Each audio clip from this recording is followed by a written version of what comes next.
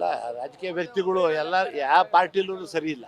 ಒಬ್ಬ ಇನ್ನೂ ಮುಂದಕ್ಕೆ ಮುನ್ನತ ಮಟ್ಟಕ್ಕೆ ಹೋಗೋ ಜನ ಅವರು ಇವಾಗ ಹೆಸರು ಕೆಡ್ಸ್ಕೊಂಡ್ಬಿಟ್ರೆ ಮುಂದಕ್ಕೆ ಏನ್ ಗತಿ? ನೀವು ಜೊತೆಗಳ ಇಲ್ಲ ಇಲ್ಲ ನಾವು ಛತ್ರಿಗಳಲ್ಲ. ಹೇಳಿ ಒಂದೇ. ಅಲ್ಲ ಅವ್ರು ಯಾವ ಛತ್ರಿ ಅಂದ್ರೆ ಯಾವ ಛತ್ರಿ ಅಂತ ಹೇಳಿದ್ ನನ್ಗೆ ಗೊತ್ತಾಗ್ತಾ ಇಲ್ಲ. ಮಂಡ್ಯದವರು ಛತ್ರಿಗಳು ನಿಲ್ಸಿ ಅಂತ ಹೇಳಿ ಡಿ ಕೆ ಶಿವಕುಮಾರ್ ಅವರು ಹೇಳಿದ್ದಾರೆ. ಹೇಳ್ರಿ ಸರಿಯಾಗಿ. ಡಿ ಕೆ ಶಿವಕುಮಾರ್ ಅವರು ಹೇಳಿದ್ದಾರೆ ಏನಂತಂದ್ರೆ ಮಂಡ್ಯದವರು ಛತ್ರಿಗಳು ನಿಲ್ಸಿ ಅಂತ ಹೇಳಿದ್ದಾರೆ. ಡಿ ಕೆ ಶಿವಕುಮಾರ್ ಅವರು ಒಬ್ರು DCM ಆಗಿ ಒಂದು ಜಿಲ್ಲೆಯಲ್ಲಿ ಈ ತರ ಹೇಳೋದು ಇಷ್ಟು ಮಟ್ಟಕ್ಕೆ ಸರಿ ಅಂತ ಅನ್ಸುತ್ತೆ. ಛತ್ರಿಗಳು ಅಂತ ಹೇಳಿದಾರ.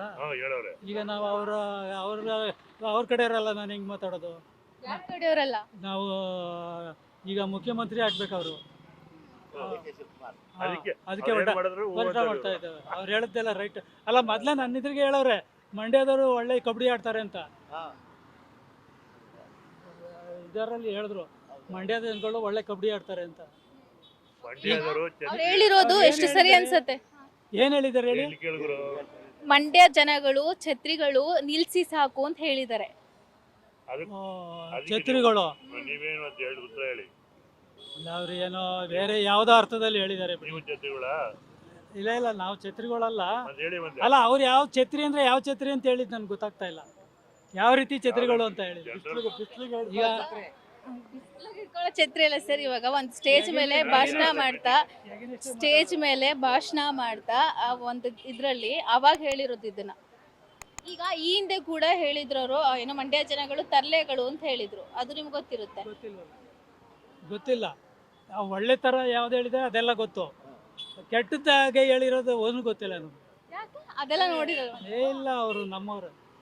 ನಾವು ಮಂಡ್ಯದವ್ರೆ. ಅವರು ಕನಕಪುರದವ್ರಿ ಅವರು.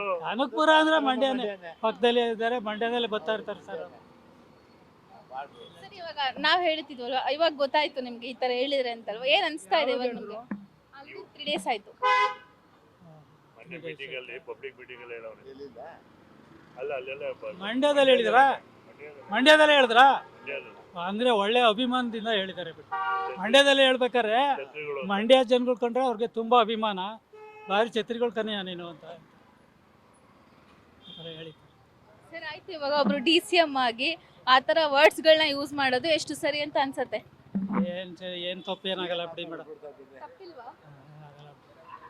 ಹೇಳ್ತಾರೆ ಅಭಿಮಾನದಲ್ಲಿ ಹೇಳ್ತಾರೆ. ಒಳ್ಳೆ ಛತ್ರಿಗಳು ಕಣೆಯ ನೀವು ಅಂತ ಹೇಳ್ತಾರೆ. ಹಂಗಂದ್ಬಿಟ್ರೆ ನಾವು ಇದು ಮಾಡೋಕ್ಕಾಗಲ್ಲ. ಅಭಿಮಾನದಿಂದ ಹೇಳ್ತಾರೆ. ಇದೆ ಅಂತ ಹೊಗಳ್ತಾ ಇರೋದು ನಾವು ಅರ್ಥ. ತುಂಬಾ ಹೌದು.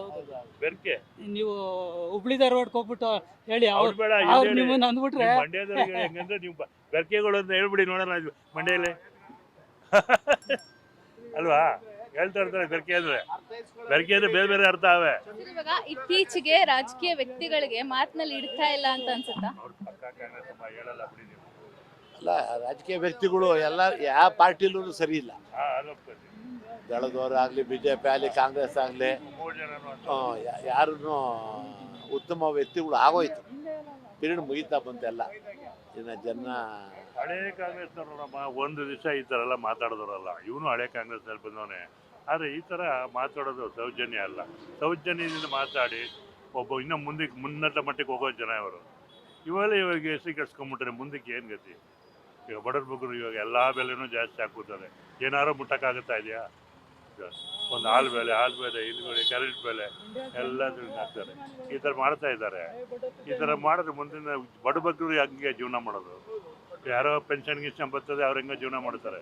ಇವಾಗ ನಮ್ಮಂತ ಯಾರೋ ಫುಟ್ಪಾತಲ್ಲಿ ವ್ಯಾಪಾರ ಮಾಡ್ಕೊಂಡಿದ್ವಿ, ಎಲ್ಲ ಬೆಲೆ ಜಾಸ್ತಿ ಆಗ್ಬಿಡುತ್ತೆ. ಏನು ಜೀವನ ಮಾಡೋದು? ಆ ಥರ ಕಷ್ಟದಲ್ಲಿದ್ದೀವಿ ಎಲ್ಲರೂ.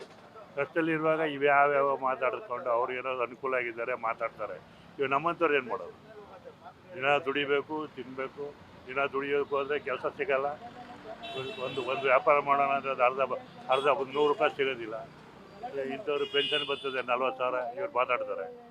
ಏನು ಮಾಡ್ತೀರಿ? ಇವಾಗ ಏನು ಇಲ್ದಾನೆ ಏನು ಮಾಡ್ತಾರೆ? ಆ ಥರದವ್ರು ಭಾರಿ ಕಷ್ಟದಲ್ಲೇ ಬದುಕ್ತಾ ಇದ್ದಾರೆ ಜನ ಎಲ್ಲ. ಹೇಳಿ ಏನಾದ್ರು ಸಣ್ಣ ಪುಟ್ಟ ಇವೆಲ್ಲ ಫ್ರೀಗಳು ಕೊಟ್ಕೊಂಡ್ರು. ಇವಾಗ ನಾವು ಯಾವ ಫ್ರೀಗಳು ತಗೊಂತ ಇಲ್ಲ. ನಮ್ಗೆ ಹೊಟ್ಟೆವ್ರು ಇರ್ತದೆ. ಈಗ ನಂಬರ್ದಕ್ಕಿಂತ ಅವರು ಕೊಡ್ತಾವ್ರಲ್ಲ. ಹೀಗೆ ಕಷ್ಟ ಇದೆಯಮ್ಮ. ಜೀವನನೇ ಕಷ್ಟ ಅನ್ನಿಸ್ತದೆ. ಇವನ್ನೆಲ್ಲ ಸೀನಿಯರ್ಗಳು 74 ವರ್ಷ ನಮಗೆ. ಇವೆಲ್ಲ ಬೆಲೆ ಜಾಸ್ತಿ ಆಗ್ಬಿಟ್ಟು ಏನು ಮಾಡೋದು? ಏನು ತಿನ್ನೋದು? ಏನು ಬಿಡೋದು? ಈ ಥರ ಹಾಕೋದಿಲ್ಲ. ಹೆಂಗೆ ಇಲ್ಲಿ ಬಂದು ಕರ ಕಡಿಬೇಕಷ್ಟೆ. ಇರೋ ಮಕ್ಕಳು ಬೇರೆ ಹೊಂಟೋಗವ್ರೆ.